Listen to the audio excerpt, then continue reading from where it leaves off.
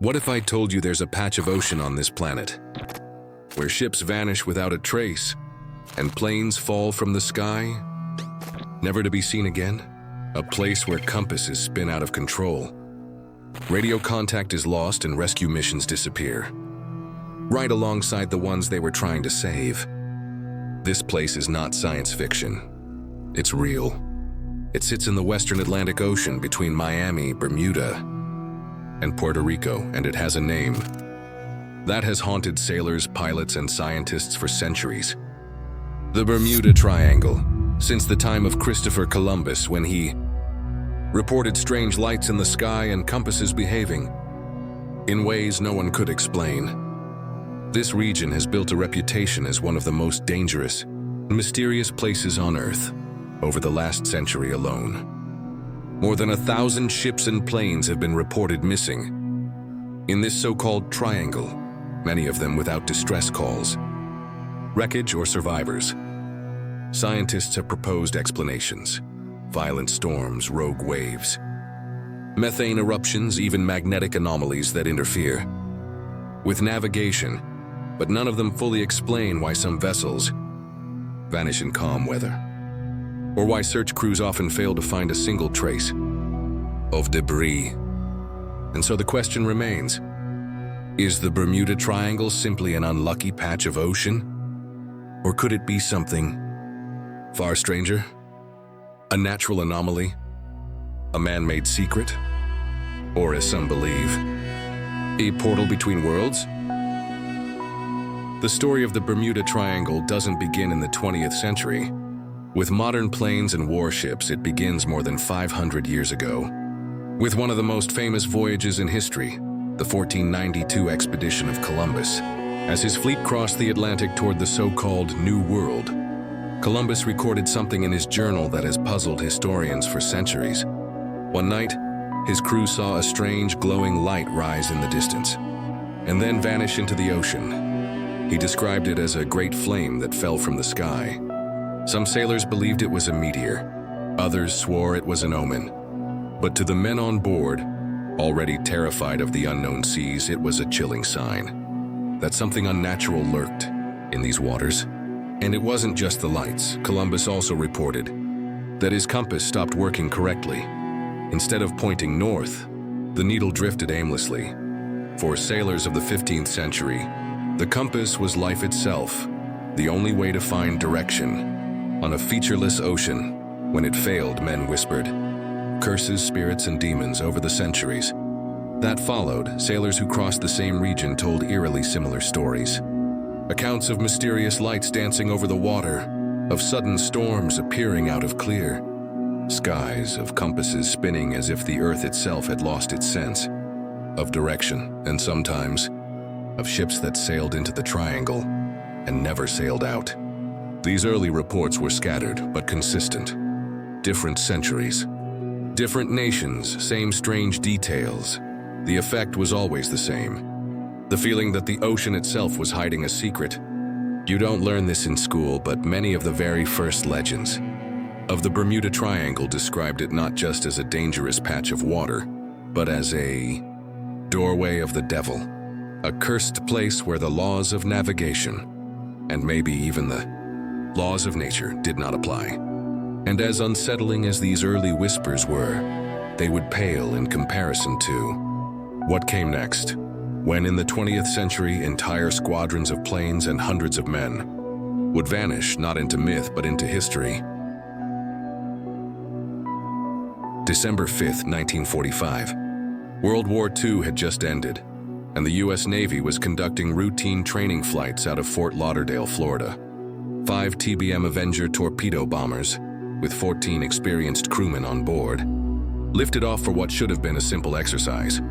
They were known as Flight 19, but somewhere over the Atlantic, the exercise turned into one of the most disturbing disappearances in aviation history. Radio transcripts reveal the confusion in the pilots' voices. At first, the leader reported that his compass wasn't working. North no longer seemed to exist. Moments later, the other pilot said the same thing. Their compasses had also gone mad. They were flying blind, trapped above an endless stretch of ocean with no landmarks, no sun visible. Through the clouds and no way to orient themselves. As the hours dragged on, the radio calls became more desperate. One pilot was heard saying, "Everything looks strange. Even the ocean doesn't look as it should." Another, "We can't tell where we are. Everything is wrong, strange. We can't be sure of any direction." And then silence. Flight 19 was never heard from again. The Navy immediately launched a massive rescue mission. But here's where the story turns from tragedy to nightmare. One of the rescue planes sent out, a giant PBM Mariner with 13 men on board, also vanished. No wreckage, no bodies, no distress signals. In a single day, 6 aircraft and 27 men were swallowed by the Bermuda Triangle. The official Navy report later described Flight 19's disappearance as cause unknown. Some investigators suggested navigational errors and fuel exhaustion. Others believed the planes became disoriented and crashed at sea. But skeptics point out that with so many men, so many aircraft, and such a large rescue effort, at least some wreckage should have been found. Nothing ever was. You don't learn this in school, but the loss of Flight 19 turned the Bermuda Triangle from sailor folklore into an international mystery. And to this day, it remains the Triangle's most famous case, not just because the squadron disappeared, but because the men's own last words suggested they knew something was deeply, impossibly wrong. And if entire squadrons of trained pilots could vanish in broad daylight, what chance did ordinary ships have? If vanishing planes weren't disturbing enough, the Bermuda Triangle has also given us something even stranger. Ships that reappear without a single soul aboard. One of the most famous cases happened in 1881 with the British ship Ellen Austin. Sailing through the Triangle on her way to New York, the crew spotted another vessel drifting silently in the waves. It looked perfectly intact, sails raised, no sign of damage. But as they boarded, a chilling discovery.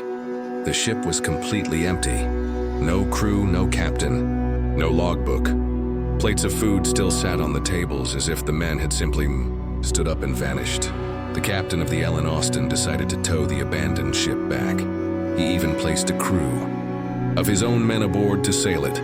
But within days, a storm separated the two vessels. When the Ellen Austin finally caught up again, the ship was still afloat. But once more, the replacement crew had disappeared. A second crew was assigned. Again, the same thing. By the time the ghost ship was finally lost to the horizon, its name became legend. The cursed vessel of the Bermuda Triangle. But the Ellen Austin was not alone. In 1918, the massive U.S. Navy ship USS Cyclops, carrying 309 men and 10,000 tons of manganese, vanished somewhere between Barbados and Baltimore. It remains the single largest loss of life in U.S. Navy history outside combat. And yet no SOS call was ever made. No wreckage was ever found. It was as if the Cyclops had simply slipped into another dimension. And in 1955, the Conemaugh radioed that everything was normal. Weather calm, crew in good spirits. Hours later, another ship found her drifting, completely deserted. What makes these stories so terrifying isn't just the loss of life. It's the eerie silence. No signs of struggle, no distress calls, no wreckage.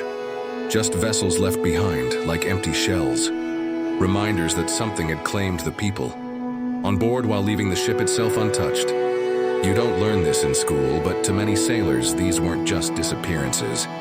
They were proof that the Bermuda Triangle was a gateway, a place where human beings could be taken while the world around them remained. And if the ocean could swallow hundreds of men without a sound, then maybe, just maybe, science wasn't asking the right question. Maybe the real mystery wasn't where the ships went, but what took the people inside them. Whenever the Bermuda Triangle is mentioned, skeptics step in quickly. There's no mystery. Here, it's all science. And to be fair, science does offer some chilling possibilities. One explanation comes from the sky itself. Sudden, violent storms. The Caribbean is one of the most unpredictable weather zones on Earth.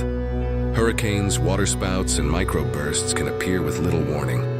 A plane caught in a microburst, a sudden downward blast of air, can be forced straight into the ocean before the pilot has time to react. And ships?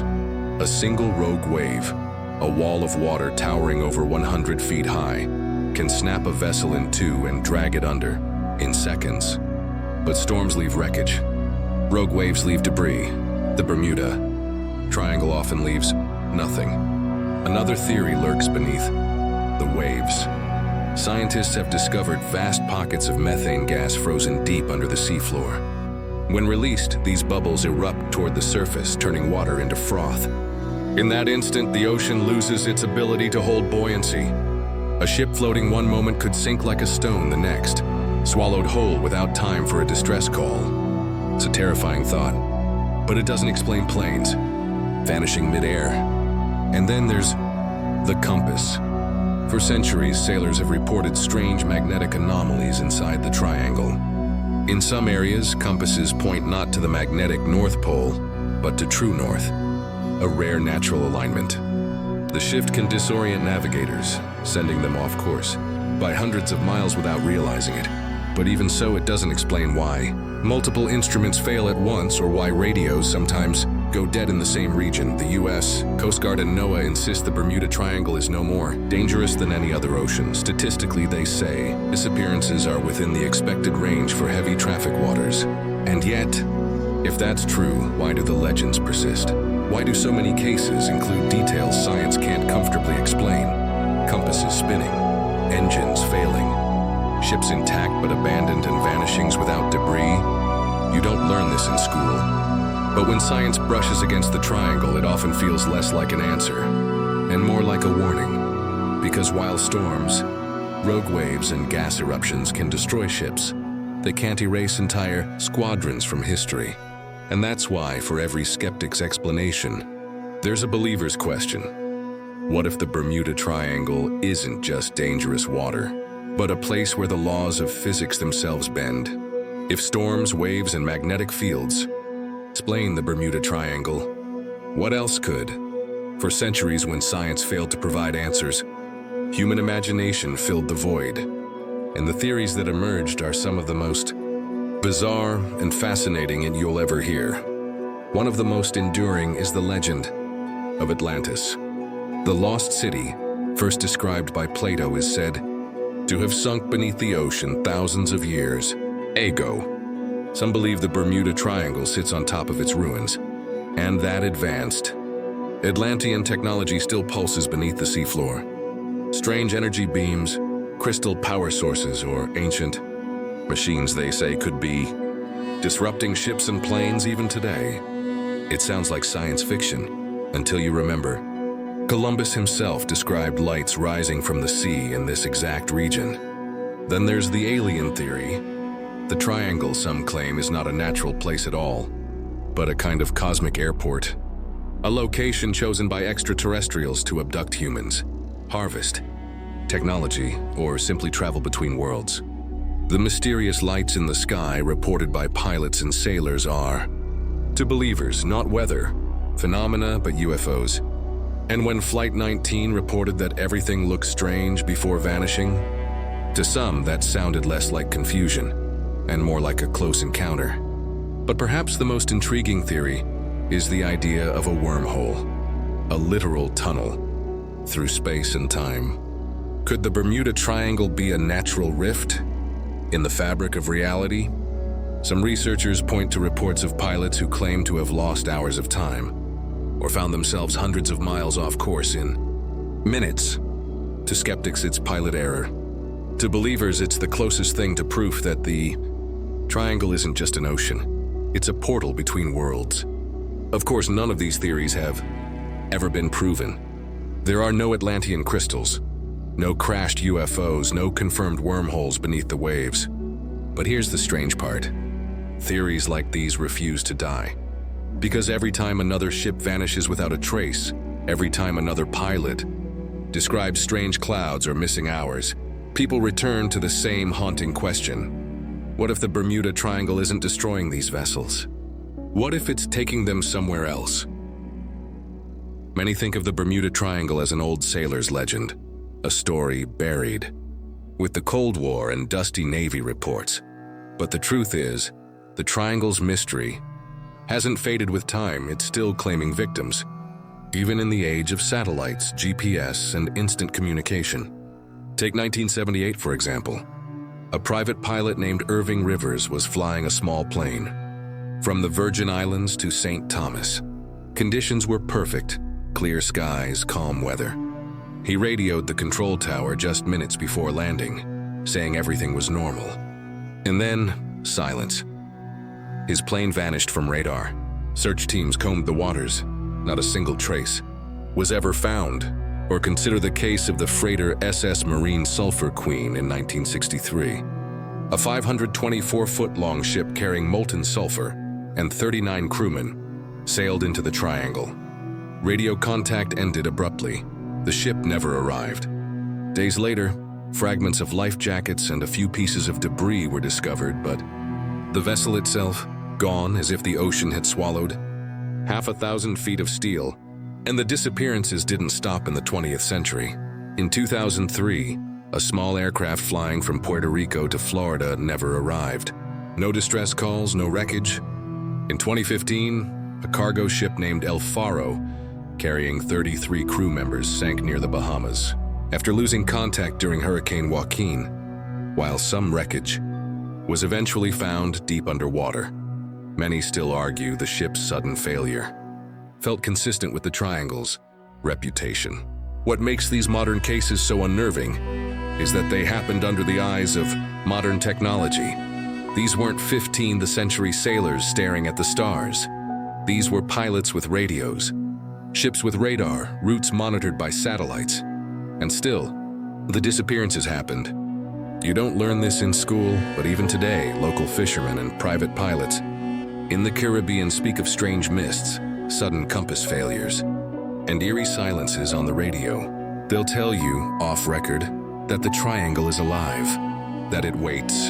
And if vanishings still happen in our age of global surveillance, maybe the Bermuda Triangle isn't just a relic of history. Maybe it's a mystery that will outlast us all.